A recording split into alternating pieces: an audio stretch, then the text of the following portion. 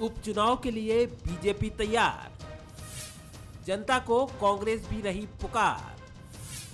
Field में अभी मुकाबला एक तरफा, बीजेपी नहीं छोड़ रही मौका। ये कांग्रेस कन्हैया कुमार जैसे लोगों की भर्ती कर रही जो कहते थे भारत तेरे टुकड़े होंगे इंशाअल्लाह इंशाअल्लाह, जिन पर देशद्रोह के मामले चले। शर्म आना चाहिए राहुल गांधी को और कांग्रेस को। कहां देश को ये ले जाएंगे? अब ये कांग्रेस तो अपने डूबने के रास्ता खुद तय कर रही है, हम क्या कर सकते हैं? 28 सितंबर को कन्हैया कुमार ने कांग्रेस का हाथ पकड़ा और 29 सितंबर को मध्य प्रदेश की जनदर्शन यात्रा में सीएम शिवराज सिंह चौहान कांग्रेस पर हमलावर हो गए। मैदान में कांग्रेस पर जोरदार वार किए, लेकिन सवाल यही है कि कांग्रेस कहां है? जमीन पर तो उसके बड़े नेता अभी भी नहीं दिख रहे हैं, जबकि उपचुनाव की तारीखों का ऐलान हो चुका है। 30 अक्टूबर को उपचुनाव होने हैं।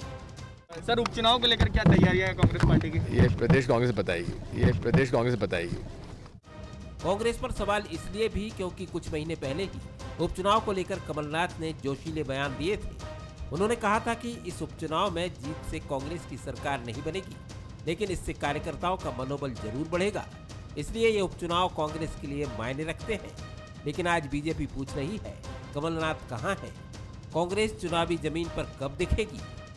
कांग्रेस में तो कमलनाथ जी कहाँ, यही पूछ रहे थे इस समय।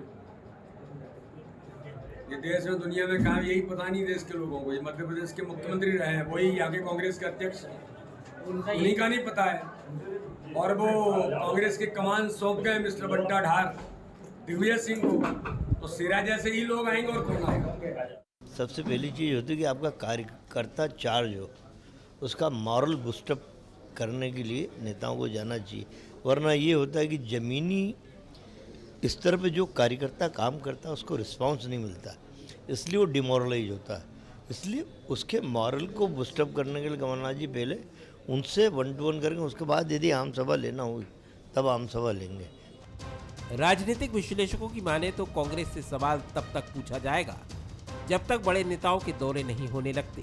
क्योंकि कांग्रेस के प्रदेश अध्यक्ष कमलनाथ हैं, तो उनके ट्विटर दर्शन पर भी सवाल उठाए जा रहे हैं। वैसे उनके प्रदेश प्रवास पर होने की खबरें हैं। जो भी हो, कांग्रेस को यहां दमोह जीत दोहराने की ओर बढ़ना चाहिए, न कि बीजेपी को खुले मैदान में छोड़ देना चाहिए। नमस्कार, मैं हूं शरद द्विवेदी और हमारा आज का मुद्दा है कांग्रेस मैदान में कहां। दिग्विजय सिंह जी का जो उत्तर आपने सुना, मैं नहीं कहता कि वो कोई नकारात्मक उत्तर है। अगर उसको शास्त्रीय क्लासिकल नज़रिए से देखें तो एकदम आदर्श उत्तर है, एक अनुशासित कांग्रेस के वरिष्ठ कार्यकर्ता का, वरिष्ठ नेता का। कि आप मुझसे क्या पूछते हैं? मैं ना पीसीसी में हूँ, ना कोई पदाधिकारी हूँ, ना प्रदेश अध्यक्ष हूँ, तो मैं क्या बोलूँगा। लेकिन अमूमन ऐसे प्रश्नों के उत्तर में जो भी वरिष्ठ योद्धा होते हैं वो एक उत्तर अवश्य देते हैं कि बाकी तो आपको विधिवत उत्तर हमारे प्रदेश अध्यक्ष देंगे, लेकिन हमारी तैयारी पूरी है, युद्ध लड़ेंगे और चारों सीटों पर दावा है हमारा कि हम आगे बढ़कर जीत हासिल करेंगे। ये इसलिए आवश्यक होता है कि इससे मनोबल बढ़ता है, कार्यकर्ता को ये मैसेज जाता है कि हाँ, हमारे देखिए दिग्विजय सिंह जी ने हुंकार भरी।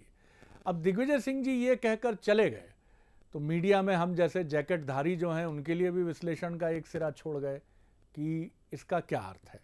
और कार्यकर्ता भी जो उधर बैठा है, गुरु कछु बोले नहीं, भैया बोले नहीं, दिग्विजय महाराजा कुछ बोले नहीं, का मतलब है यार, ये को लड़ नहीं रहा, एकजुट लग नहीं रहा भैया एकदम। बात तो सही है सर, इसको गंभीरता से ही लेना पड़ेगा।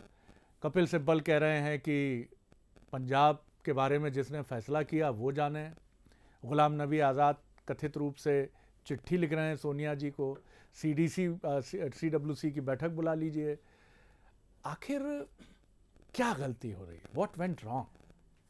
एक शेर है जिसको मैं तोड़ मरोड़ कर, पहले वो मूल धारा का शेर सुन लीजिए कि लम्हों ने खता की, सदियों ने सजा पाई। किसी परिवार में, किसी संगठन में कुछ बड़े लोगों की गलती उस संगठन को उठानी पड़ती है। तो कुछ बड़े नेताओं ने खता की और कांग्रेस ने सजा पाई। क्या ये माने हम? मेरे साथी सर हिला रहे हैं जो अभी आपसे रूबरू होंगे नकारात्मक भाव में। हिलाना उनका धर्म है, क्योंकि बिल्कुल सही बात है, एक अनुशासित कांग्रेस का कार्यकर्ता कैसे ये मान लेगा कि उनके बड़े नेता गलती कर रहे हैं। लेकिन उसके मन की पीड़ा जो है उसको अगर कोई पढ़ ले और उसका भी कोई यंत्र अगर हमारे पास शायद 20-30 साल बाद उपलब्ध हो, तो हम उस यंत्र में अगर ये अनुमति देंगे हमारे प्रवक्तागण, तो हम उनके सीने पर उसको लगा देंगे कि वो जो बोल रहे हैं और जो उनके मन के भाव हैं दोनों आपके सामने हैं। खैर ये तो कपोल कल्पना की हॉलीवुड की फिल्म टाइप बात हो गई। आइए मुद्दे पर लौटते हैं। जो मेहमान हमारे साथ हैं उनसे मिल लीजिए। मेरे साथ भोपाल स्टूडियो में हैं बीजेपी के युवा सांसद, युवा नेता केपी यादव जी। बहुत स्वागत करता हूं मैं उनका। नमस्कार। बहुत ही विनम्र और सरल व्यक्तित्व केपी जी का। मेरे साथ हैं अजय सिंह यादव, जो बिल्कुल अपने काउंटर पार्ट के नक्शे कदम पर चलते हैं, सरलता से मुस्कुराते हुए और अपने धर्म का अभिन्न रूप से निर्वाह करते हुए। और ऐसे युवा कांग्रेसियों पर कांग्रेस के बड़े नेताओं की रहमो करम की ज़रूरत है। रहमो करम नहीं सर, ये तो डिज़र्व करते हैं। चैतन्य भट्ट जी हैं, जो आज बड़ी ज़बरदस्त पुरानी हिंदी फिल्मों की याद दिलाने वाली बहुत ही प्रिंटेड शर्ट में है। बहुत बधाई सर आपको, बड़े सुदर्शन प्रतीत हो रहे हैं आप। सबसे पहली टिप्पणी आप ही की लेकर हम आगे बढ़ते हैं। कांग्रेस के बड़े नेताओं ने खता की और कांग्रेस को सज़ा मिली, ये कहना तो हार्ड हो जाएगा, लेकिन कुछ गलतियां तो हैं और इन गलतियों का समाधान नहीं है। समाधान शायद जिद के पीछे कहीं छिप रहा है कि जाना हो अपरिंदर सिंह को तो जाएं, सिंधिया जी को जाना हो तो जाएं, इनको जाना हो तो जाएं। इनका तो आरएसएस से कहीं ना कहीं संपर्क है, ये तो बीजेपी के प्रभाव में है। इस तरह से किसी को रोका नहीं जाता है। रोका तो आंखों में आंसू भरकर रोका जाता है कि अरे अपनी माँ को छोड़ के जाएगा क्या रे, इस समय तो संकट है, चुनौती है, कहाँ चल दिया बेटा। किस तरह देखते हैं आप जी भट्ट साहब? सर। शरद जी, कांग्रेस की स्थिति एक निराश व्यक्ति जैसी हो गई, मुझे ऐसा लगता है। आप देखिए कि 3 उपचुनाव होने वाले हैं विधानसभा के और 1 लोकसभा का चुनाव होने वाला है। बीजेपी अपनी पूरी ताकत से मैदान में आ गई है, लेकिन कांग्रेस का दूर दूर तक पता नहीं है, और जो आपका सब्जेक्ट भी है। ये बात ठीक है कि कांग्रेस के प्रवक्ता बोलेंगे कि नहीं हमारी तैयारी अंदर ही अंदर चल रही है, लेकिन एक अशोक चक्रधर की बड़ी कविता थी पुरानी कि वो उनके पास एक कोई ऐसा यंत्र था कि उससे अंदर की बात उनको समझ में आ जाती थी। तो वैसे ही आपने भी कहा कि यादव जी की जो पीड़ा है वो हम सब समझ सकते हैं। तो इसमें कोई संदेह नहीं है कि कांग्रेस की स्थिति आज की तारीख में मुझे लगता है कि उनको खुद समझ में नहीं आ रहा कि वो क्या करें। उनके बड़े लीडर, आप देखिए कि 30 अक्टूबर को चुनाव होने वाला है, मतलब लगभग 1 महीना बचा है चुनाव के लिए। और ऐसी स्थिति में अगर उनका कोई भी बड़ा नेता चुनावी प्रचार में सामने नहीं आ रहा है या लोगों को प्रोत्साहित नहीं कर रहा है, ना अजय सिंह का पता है, ना अरुण यादव जी का पता है, वो अपने टिकट के चक्कर में घूम रहे हैं। कमलनाथ जी का तो पता ही नहीं कि वो कहाँ पे हैं, कोई कह रहा विदेश में है, कोई कह रहा दिल्ली में है। ऐसी स्थिति में आप बताइए कि बिना सेनापति की जो फौज है वो सामने वाली एक बहुत मजबूत फौज से कैसे लड़ पाएगी। तो इसलिए मुझे लगता है कि कांग्रेस की ऊपर से लेकर नीचे तक यही स्थिति बन गई है। आप पंजाब में देख लीजिए क्या स्थिति बनी हुई है, आप वहाँ छत्तीसगढ़ में देख लीजिए, वहाँ भी द्वंद्व युद्ध चल रहा है, टीएस सिंहदेव वर्सेस भूपेश बघेल का। मध्य प्रदेश में तो अपने गलती से सरकार खो ही चुके हैं वो। इसके बावजूद अगर वो इस बात को स्वीकार नहीं कर रहे हैं और अपनी कार्य प्रणाली को नहीं सुधार रहे हैं, तो मुझे लगता है कि अब कांग्रेस का उतना भविष्य जो हम कभी सोचते थे कि एक बार फिर से वो अपने स्पीड पे आएगी, मुझे लगता नहीं कि ऐसी स्थिति बनेगी। ये बात ठीक है कि दमोह में वो चुनाव जीत गए थे, लेकिन दमोह के बाद अब ये 3 विधानसभा जो चुनाव हैं महत्वपूर्ण है और 1 लोकसभा का चुनाव महत्वपूर्ण है। उसके बावजूद अगर उनकी कोई तैयारी नहीं दिख रही है, 1 महीने का समय बचा है, उसमें भी आप देख लिए कि बहुत कम समय बचेगा आपको पूरे प्रचार के लिए। बिल्कुल आपके पूरे नेताओं को वहाँ जाने के लिए 3-3 जगह आपको जाना पड़ेगा 1 लोकसभा के चुनाव। तो ऐसी स्थिति में मुझे लगता है कि कांग्रेस को और विशेषकर ऐसे नेताओं को जो यहाँ पे यादव जी बैठे, उनको अपने हाईकमान से कहना चाहिए कि भैया हम लोग के दम पे आप कब तक लड़ोगे, आप भी तो सामने आओ। चलिए, वो तो मैं यादव जी से केपी भाई की टिप्पणी लेने के बाद समग्र रूप से उनसे जवाब चाहूँगा। केपी यादव सर, आपकी पार्टी का सवाल नहीं है। हम अक्सर कहते हैं किनारे बैठे हुए हैं आप और देख रहे हैं, लेकिन अपने प्रतिद्वंद्वी की ये स्थिति देखकर जाहिर तौर पर जो भी विचार होंगे उनको समझा जा सकता है। हालांकि ये लोकतंत्र के लिए चुनौती है। क्योंकि सेहतमंद विपक्ष और सेहतमंद सरकार ये स्वस्थ लोकतंत्र की निशानी है। जितना मजबूत होगा विपक्ष, सरकार अपने पैरों पर और बिल्कुल जिसको कहते हैं पंजों के बल खड़ी रहती है, क्योंकि उसको सावधान रहना पड़ता है। अगर विपक्ष की कहीं ना कहीं किसी भी रूप में कहीं कोई चुनौती है तो वो सत्ताधारी दल को गाफिल भी कई बार करती है और कई बार लोकतंत्र के लिए भी चुनौती बनती है। फिर भी एक छोटी टिप्पणी तो आपकी बनती है। जी बिल्कुल भाई साहब, मैं हमेशा, आपने सुना होगा, मैं जहाँ भी जाता हूँ हमेशा मैं यही कहता हूँ कि हम भारतीय जनता पार्टी के जितने हम कार्यकर्ता हैं, हमें बड़ा गर्व होता है कि हम एक ऐसी पार्टी के कार्यकर्ता हैं जिस पार्टी में लीडर है, जिस पार्टी का नेतृत्व ऐसा है कि हम बीच चौराहे पे खड़े होकर कहीं भी कह सकते हैं कि ऐसा किसी अन्य पार्टी में ना तो ऐसा नेतृत्व है ना ही ऐसा नेता है, क्योंकि नेता से ही पार्टी चलती है। अगर आप जनसेवा में आए हैं तो आपकी विचारधारा क्या है, आपका लीडर कौन है, आपकी रीति नीति क्या है। कांग्रेस के पास ना लीडर है ना कोई रीति नीति है, इसीलिए कांग्रेस अपने आप ही ख़त्म होती जा रही है। अभी 2 अक्टूबर को जो है गांधी जयंती आ रही है और बल्कि सभी लोग हमारे देश में पूज्य बापू जी को मानते हैं और उनकी भी यही इच्छा थी कि कांग्रेस को ख़त्म कर देना चाहिए देश आज़ाद होने के बाद, पर शायद थोड़ी देर हो गई। कांग्रेस ख़त्म होने की कगार पे है और आपने हमेशा देखा होगा कि हमारे यशस्वी प्रधानमंत्री जी और हमारा शीर्ष नेतृत्व हमेशा चाहता है कि विपक्ष अच्छा होना चाहिए। चूँकि मैं लोकसभा में देखता हूँ जितने सत्र चलते हैं, हम हमेशा चाहते हैं कि जो भी बिल पास हुए हैं, जो भी बहस होती है, उसमें विपक्ष हिस्सा ले। पर आप देखने होंगे कि कई अभी पिछले 2 सत्रों से तो विपक्ष किसी बहस में हिस्सा ही नहीं लेना चाहता, क्योंकि उनके पास कुछ बोलने को ही नहीं रह गया। इतने हताश निराश हो गए हैं, जब इनकी लीडरशिप ही हताश निराश हो गई है कि ये किसी भी मुद्दे पे बात ही नहीं करना चाहते हैं। आपने देखा होगा कि पिछला सत्र जितने दिन चला, कहीं किसी भी मुद्दे पे किसी भी चर्चा करने की कोई इन्होंने जहमत ही नहीं उठाई, सिर्फ हंगामा करते रहे। और हम और आप सभी जानते हैं, जो भी राजनीति में है या हम सभी लोग जितने बुद्धिजीवी लोग हैं, सभी लोग ये अच्छे से जानते हैं कि किसी भी समस्या का समाधान अगर कुछ है तो वो चर्चा से ही निकलता है। पर आप चर्चा ही नहीं करना चाहते। आप कैसे विपक्ष की भूमिका निभा रहे हैं? आप क्या भूमिका निभा रहे हैं? आप क्या करना चाहते हैं? आप देश को कहाँ ले जाना चाहते हैं?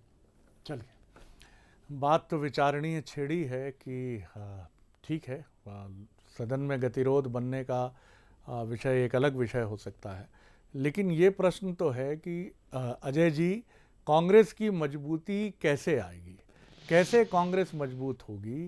ये मजबूती का आशय यही है कि आपके जाते हुए नेता रुक जाएं, कैप्टन साहब नाराज़ हैं तो कैप्टन साहब रुक जाएं, उनकी जगह जो आते हैं और जिसकी वजह से वो लाए जाते हैं उनमें विवाद छिड़ जाता है। राजस्थान में जब चाहे जब हमें तनाव चिंता दिखती ही है। मध्य प्रदेश गया ही आपके हाथ से, इसीलिए छत्तीसगढ़ में भी अजीब अजीब स्वर सुनाई देते हैं। इसका मतलब है कि कहीं से कुछ नियंत्रण तो कमज़ोर हुआ है। देखिए शरद जी, कांग्रेस पार्टी एक ऐसा मजबूत दल है जो देश की जनता की आस्था और आत्मा में बसता है। भारतीय जनता पार्टी के नेता 7-8 सालों से लगातार कह रहे हैं कांग्रेस समाप्त हो रही है, कांग्रेस खत्म हो रही है। क्या हो पाई?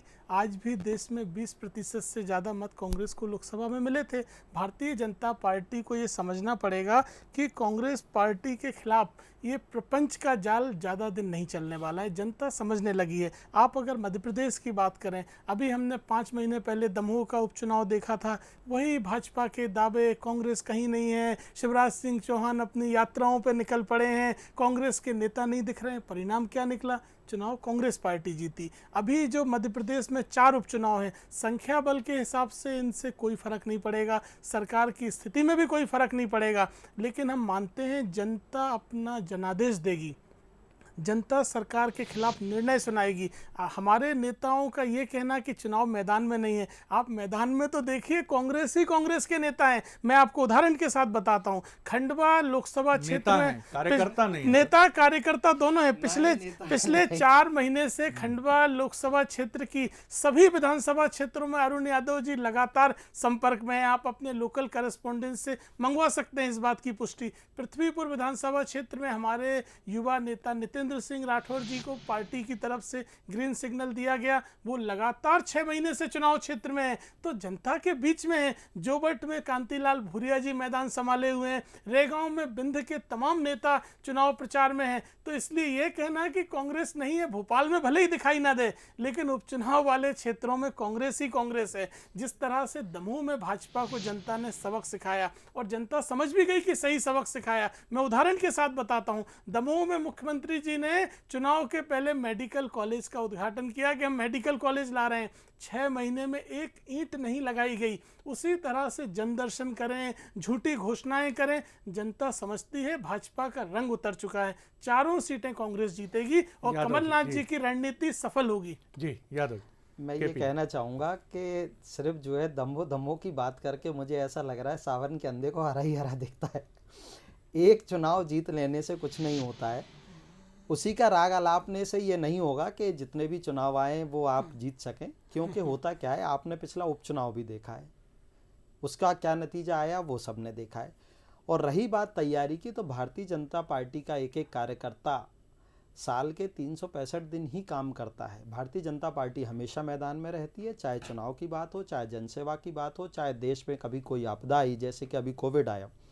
पूरे टाइम भारतीय जनता पार्टी का एक एक जनप्रतिनिधि, संगठन के लोग, एक एक कार्यकर्ता पूरी तरह से मैदान में रहे, लोगों के साथ कंधे से कंधे मिलाकर काम किया, लोगों की कैसे रक्षा की जाए, और हमेशा पूरे टाइम जो है एक्टिव मोड में रहता है भारतीय जनता पार्टी का कार्यकर्ता। इसलिए हम आपकी तरफ आता हूं।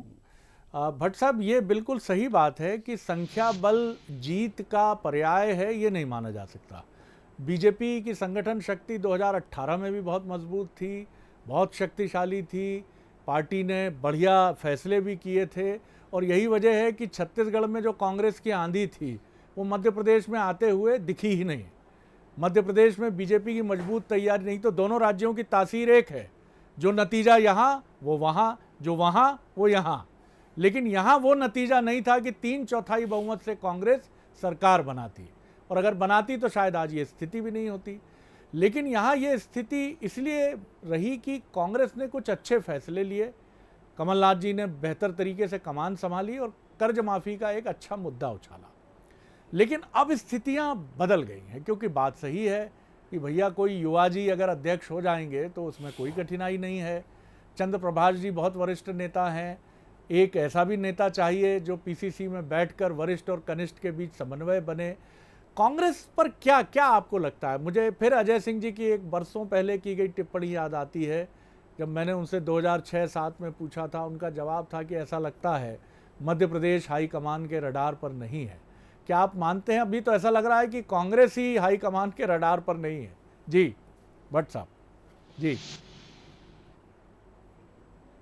नहीं, बिल्कुल बिल्कुल सही कह रहे हैं आप कि मध्य प्रदेश अब उनके रडार पे नहीं है। क्योंकि देखिए, जब उनकी सरकार चली गई, बड़ी मुश्किल से तो सरकार आई थी किसी तरह से, लेकिन जब सरकार चली गई तो कांग्रेस के लीडर्स ने भी छोड़ दिया कि अब तो छोड़ दो इसको, मध्य प्रदेश हमारे हाथ से निकल गया है। अभी जो यादव जी कह रहे थे कि हमारे जो प्रत्याशी हैं वो रात दिन वहाँ पर मेहनत कर रहे हैं, भाई प्रत्याशी तो मेहनत करेगा, लेकिन प्रत्याशी के साथ आपके जो बड़े नेता हैं उनको वहाँ पे तूफानी दौरा करना पड़ेगा। जब कोई बड़ा नेता वहाँ पहुँचता है तो लोगों में एक उत्साह का सृजन होता है, कार्यकर्ता को भी उत्साह आता है कि हमारा एक बड़ा नेता दिल्ली से आ रहा है, चाहे वो सुरजेवाला जी हो, चाहे राहुल गांधी, कोई भी हो, कोई भी बड़ा नेता हो, इवन कमलनाथ भी अगर वहाँ पहुँचेंगे तो निश्चित तौर पे अगर 30 अक्टूबर की डेट फिक्स कर दी है चुनाव आयोग ने, तो मुझे लगता है कि अभी तक तो वहाँ पे लिस्ट बन जाना चाहिए कि कौन सी तारीख में कौन सा बड़ा नेता हमारा खंडवा जाएगा या जोबट जाएगा या रेगांव जाएगा या पृथ्वीपुर जाएगा। तो मुझे तो लगता नहीं कि ऐसी कोई तैयारी है, क्योंकि अभी तो कमलनाथ जी का ही दूर दूर तक पता नहीं कि वो कहाँ पर है। देखिए, सवाल इस बात का है कि आप कोई युद्ध लड़ने जब जा रहे हैं तो आपको पूरी तैयारी से जाना पड़ेगा ना।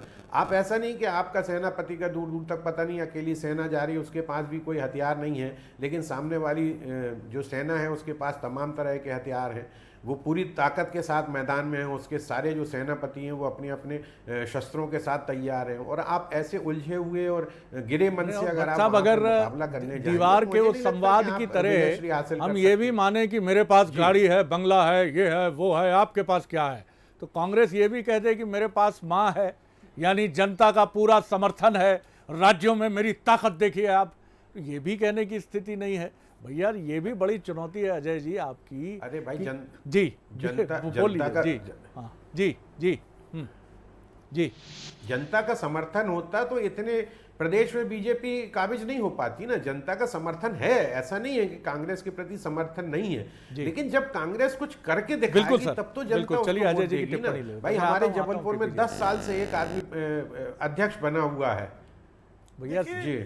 CWC तो करा लीजिए अजय जी, मतलब ये तो आपके मन की भी बात होगी। भाई मार्च अप्रैल से हम सुन रहे हैं कि अब होने वाला, राहुल जी सहमत हो गए। क्या सहमति? आप अपना पूर्णकालिक अध्यक्ष नहीं ढूंढ पा रहे हैं? देखिए शरद जी, मध्य प्रदेश के मामले में अगर मैं अपनी बात कहूं, इस तरह का चुनाव प्रचार प्रसार हम 2018 से देख रहे हैं। शिवराज जी गली गली रथ लेके जा रहे हैं, जन आशीर्वाद यात्रा, कमलनाथ जी की रैलियां कम हो रही हैं, भाजपा पूरा प्रचार उड़ा के ले गई है। परिणाम क्या निकला? 18 में सरकार मध्य प्रदेश में कमलनाथ जी के नेतृत्व में कांग्रेस की बनी। वो कांग्रेस की रणनीति है। कमलनाथ जी एक विशिष्ट रणनीति पे काम कर रहे हैं। हो सकता है आपको हमारी रणनीति दिख ना रही हो, लेकिन जमीन पे दमोह में भी नहीं दिख रही थी। इस तरह की चर्चाओं में मैंने दमोह में भी भाग लिया कि कांग्रेस बहुत पीछे है। परिणाम आपने देखा। और मैं आपको दावे से कह रहा हूं, बूथ से मंडलम लेवल तक कांग्रेस का संगठन चारों उपचुनाव वाले क्षेत्रों में है और कांग्रेस पार्टी का कमलनाथ जी के नेतृत्व में चारों सीटों पे जीतते हैं। भाजपा विश्वास खो चुकी है। जनता समझ गई ये सब झूठ है, केवल प्रोपोगेंडा है और कुछ नहीं है। शुभकामनाएं आपको भी, बीजेपी को भी। जी, मेरा ये मानना है और पूरे मध्य प्रदेश की जनता का मानना है कि जैसे मुख्यमंत्री हमें मिले हैं, हमारे यशस्वी मुख्यमंत्री शिवराज सिंह चौहान जी, ऐसा जननेता कोई नहीं हो सकता। इसीलिए लगातार वो सरकार में हैं। और जो ये कह रहे हैं कि इनकी रणनीति जनता समझ चुकी है। झूठ और फरेब की इनकी रणनीति है। कर्ज माफ़ी का और युवाओं को बेरोजगारी भत्ता देने का इन्होंने जो वादा किया था, विधानसभा में स्वीकार किया है कमल पटेल ने 27 लाख किसानों का। हमारे भोले भाले किसान इनके बहकावे में आपकी सरकार ने स्वीकार किया था कर्जा माफी। इसलिए जो है ये हुआ। और उसके बाद 1.25 साल में इन्होंने क्या क्या किया, कितना अत्याचार किए, कितनी जनहितैषी जन कल्याणकारी योजनाओं को पलीता दिखाया, वो जनता से किसी से छुपा नहीं है।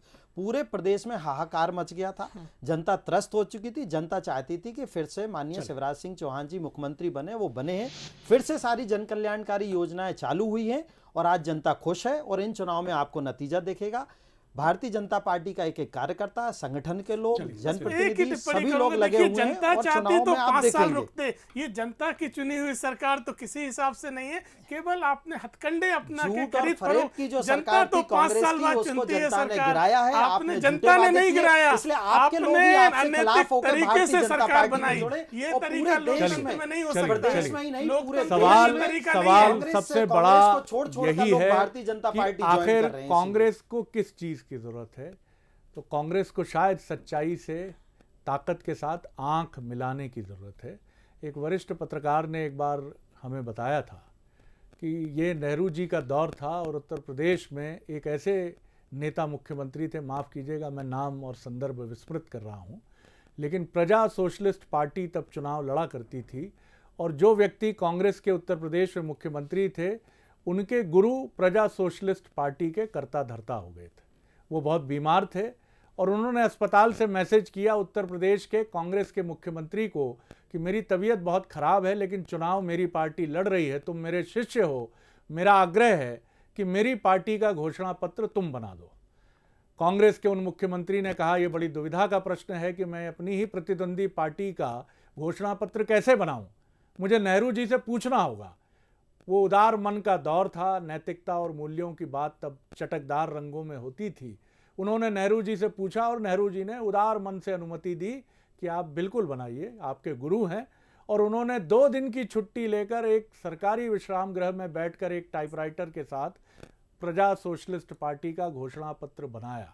ये राजनीतिक अजूबा है 2021 की आज की राजनीति में। लेकिन कांग्रेस कभी इतनी सच्ची रही, मैं नहीं कहता आज झूठी हो गई है, लेकिन आज आपको ये समझना पड़ेगा कि राज्यों में आपका वरिष्ठ और कनिष्ठ नेतृत्व क्यों टकरा रहा है, क्यों कैप्टन और एक ठहाकेबाज, जिनको लोग माफ़ कीजिएगा कॉमेडियन ही बोलते हैं, कुछ लोग मस्खरेबाज भी कहते हैं, बहुत संजीदा व्यक्ति हैं नवजोत सिंह सिद्धू जी, उनके लिए कैप्टन की बलि ले ली गई या चुन लिया गया। फिर आप आगे जाते हैं तो और जगह भी यही समस्या होती है। आखिर ये सच्चाई से आंख मिलाना है या सच्चाई को चुनौती देना है, इस पर तो हम आधिकारिक टिप्पणी नहीं कर सकते। लेकिन प्रश्न बड़ा है, क्या कांग्रेस उतनी सच्ची है जितनी 55, 60, 70 तक रही? आज क्या सच्चाई में कमी नहीं है, लेकिन सच्चाई के व्यवहारिकता को समझने में शायद कुछ कमी है। बहुत धन्यवाद अजय जी, धन्यवाद केपी जी और धन्यवाद चैतन्य भट्ट साहब। नमस्कार।